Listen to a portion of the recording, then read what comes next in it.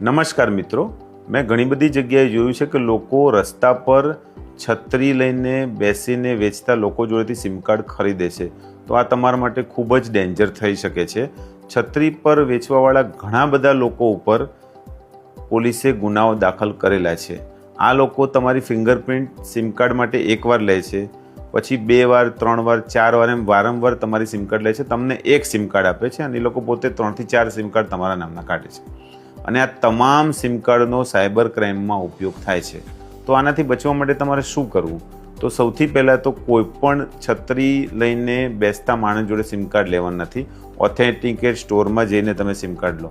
બીજી વાત, ભારત સરકારની એક સાઇટ છે tefcop.sancharsathi.gov.in. આના ઉપર તમે જશો, તમારો મોબાઈલ નંબર નાખશો, કેપ્ચા ભરશો, તો એ મોબાઈલ નંબરના આધાર કાર્ડ લિંક જોડે બીજા કેટલા મોબાઈલ નંબર ઇસ્યુ થયેલા છે તમામ નંબરનું લિસ્ટ આવશે.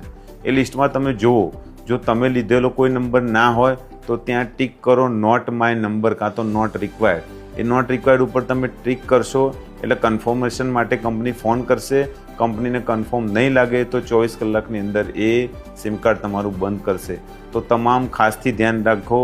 આટલું તમને ના ખબર હોય તો તમે tefcop.sancharsathi ઉપર જઈને જોઈ લો. તમારા તમામ મિત્રોને અને પરિવારજનને પણ આ વિડીયો મોકલો, જેથી એ લોકો પણ કોઈ પણ મોટા ફ્રોડથી બચી શકે.